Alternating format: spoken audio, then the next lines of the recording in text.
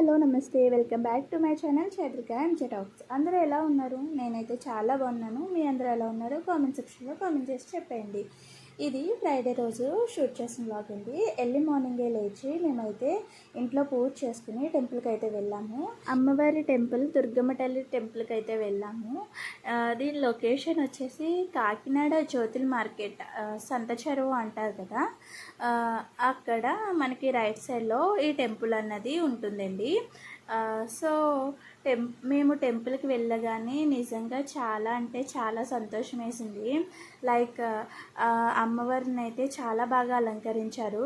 అన్ని రకాల కాయగూరలు పళ్ళతో అయితే అమ్మవారిని అలంకరించారు. అమ్మవారిని కాదండి, మొత్తం గుడంతా అలంకారంతో నిండిపోయింది. నిజంగా ఈరోజు వెళ్ళిన వాళ్ళైతే చాలా లక్కీ అని చెప్పుకోవచ్చు. అమ్మవారి అలంకరణ కానీ టెంపుల్ డెకరేషన్ కానీ నిజంగా సూపర్ ఉన్నాయండి. అండ్ అలాగే మనకి పక్కన మనం లైన్లో నుంచుని వెళ్తూ ఉంటాం కదా దర్శనానికి, అప్పుడు మనకి సైడ్ కూడా ఇలాగా విగ్రహాలు అయితే పెట్టి వాటిని కూడా బాగా డెకరేట్ చేశారండి.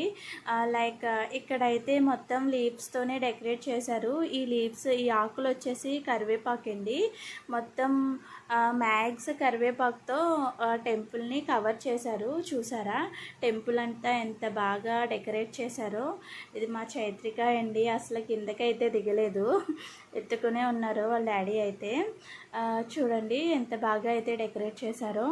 లైక్ ఇంకా మ్యాగ్స్ అన్ని ఫ్రూట్స్ అండ్ వెజిటేబుల్స్ అయితే కవర్ చేస్తారండి టెంపుల్తో.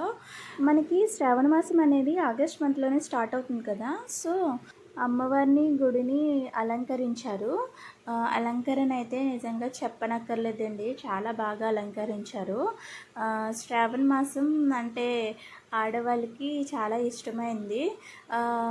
ప్రతి ఒక్కరూ ఇష్టంగా పూజించే దేవత అనమాట లక్ష్మీదేవి. ఈ సంవత్సరం శ్రావణ మాసం అయితే ఆగస్ట్ 16 శుక్రవారం నాడు వచ్చింది. మామూలుగా వరలక్ష్మి వ్రతం మనము ఏ శుక్రవారం అయినా చేసుకోవచ్చు. కొంతమందికి వీలవుతుంది, కొంతమందికి వీలు కాదు. సో ఎప్పుడు వీలైతే అప్పుడే చేసుకుంటారు మ్యాక్సిమం అయితే. ఈ శ్రావణ మాసం స్టార్ట్ అయిందంటే ఆడవాళ్ళకి పండగేనండి.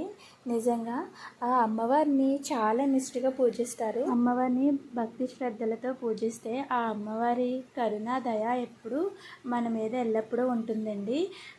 ఆడంబరాలకి పోకుండా మనకి ఉన్నంతలో మనం చేసుకోవడమే మంచిది. మనము ఎంత గొప్పగా చేసామన్నది దేవుడు చూడండి, మనం ఎంత శ్రద్ధగా చేసామన్నదే దేవుడు చూస్తాడు. పూజ చేసుకునేటప్పుడు మన మనసు మన ఆలోచన మొత్తం పూజ మీదే ఉండాలండి, ఆ దేవుడి మీదే ఉండాలి.